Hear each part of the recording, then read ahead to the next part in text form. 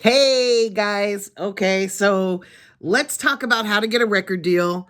So many of you are asking me that question. And even though it's 2020 and I didn't know that you guys still wanted record deals, obviously there's enough of you out there who do. So I'm going to cover it. The best way to get a record deal, and there's many ways to get a record deal, right? But the best way to get one is to build a really strong regional buzz around you as an artist, and then the labels will come to you.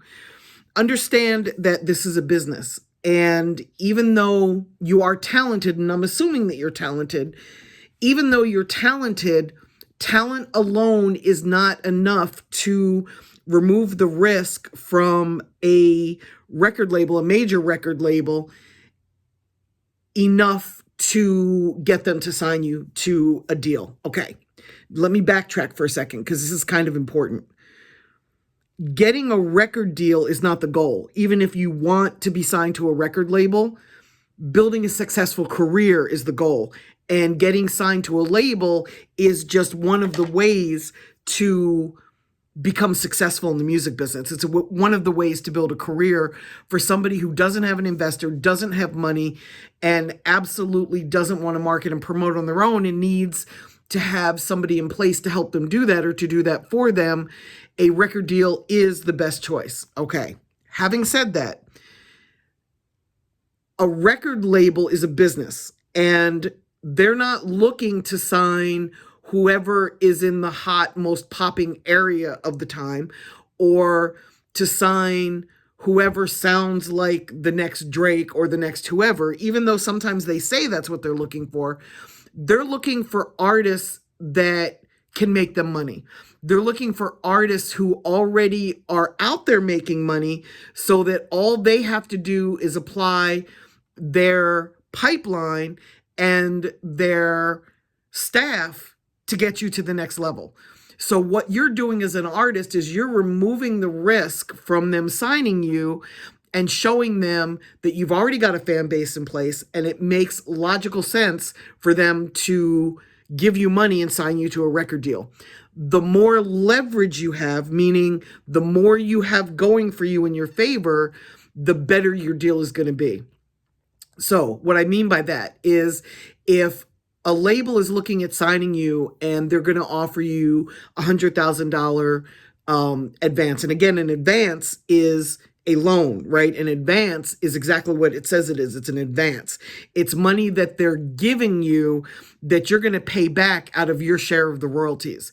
That doesn't mean the money comes off the top. That means that you're paying it back out of your percentage. So let's say that the average deal is somewhere between $100,000 and $300,000 in advance. If you've got a royalty of somewhere between 12 to 18%, that means that for every dollar that comes back into the label, after you recoup, you're going to get 12 to 18% of the income. You're going to recoup out of your 12 to 18% share. So for every dollar that comes in, you're going to pay back the money that they've spent to record, to sign you, to market, to promote, whatever's recoupable, you're going to pay back out of your 12 to 18% share. And then once you've paid back everything that they feel you owe, that's when you start to make royalties and that's when you start to make money. So really getting signed to a label is an advance game. A lot of times the only money a newer artist is going to see is that advance. So in that case, you want to make sure that the advance is as high as possible.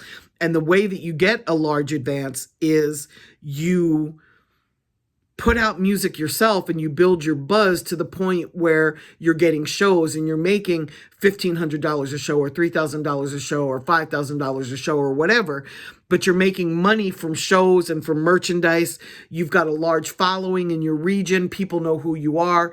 And by region, I don't just mean your city. Like if you're from Atlanta, you can't just be popping in Atlanta. You need to be popping in your entire region. So for an artist in Atlanta, that means the entire Southeast. So people will know who you are and be fans of yours in Florida, in Alabama, in North Carolina, South Carolina, Georgia. That's regional. That's what regional means. You've got a big enough fan base to show that there's enough money out there for a label to dump money into you. And the great thing about leverage, and I won't beat this to death, but the great thing about leverage is if you're already making $500,000 on your own, when a label steps to you, they can't offer you a deal for between $100,000 and $300,000 for 12 points because you're never gonna take that.